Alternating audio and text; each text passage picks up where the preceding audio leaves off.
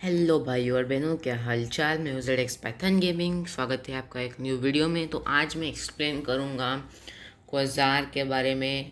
तो बिना किसी टाइम वेस्ट किए चलिए आगे बढ़ते हैं। तो पहली बात, व्हाट एग्जैक्टली इज़ अ क्वाज़ार। तो क्वाज़ार को हम क्वाज़ी स्टेलर ऑब्जेक्ट भी कह सकते हैं।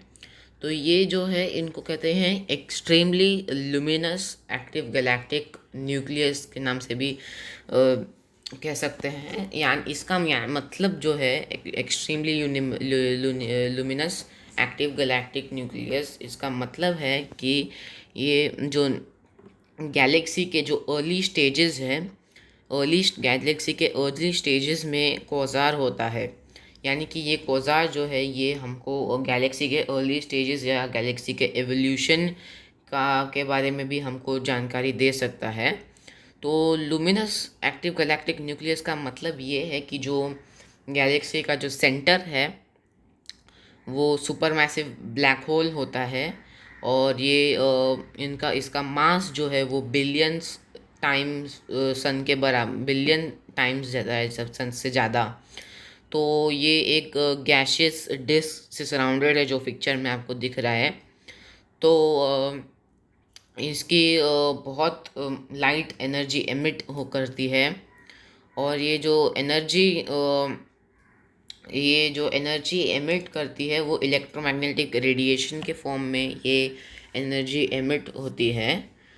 तो टर्म कहाँ से आया, ये क्वाज़ार का टर्म कहाँ से आया।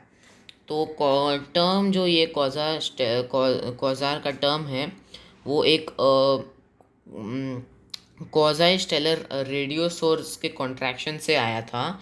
क्योंकि रीज़न बीइंग, क्योंकि क्वाज़ार्स जो थे वो सबसे पहले आइडेंटिफाई किए गए थे 1950 में as source of radio wave emission. यानी कि एक रेडियो वेव की तरह और रेडियो वेव के फॉर्म में इनको डिस्कवर किया था।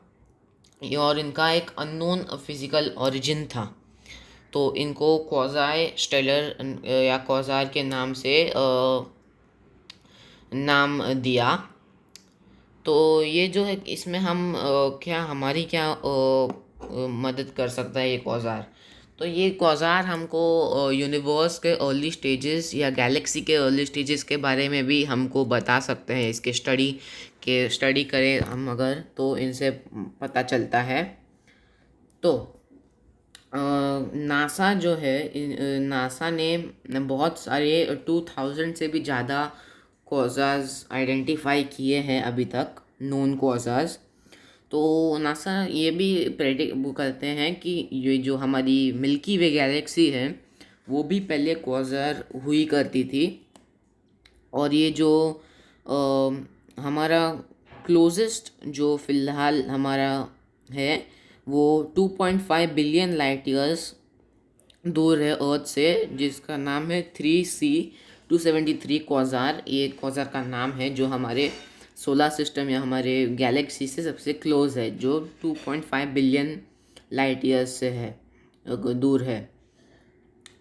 तो ये सबसे ओल्डेस्ट सबसे यंगेस्ट क्वाज़ार नोन है J1342+0928। इसको ये यंगेस्ट क्वाज़ार के नाम से कह सकते हैं। तो ये सिर्फ ये बिग बैंग से सिर्फ 690 मिलियन ईयर्स ओल्ड है, बिग बैंग के बाद।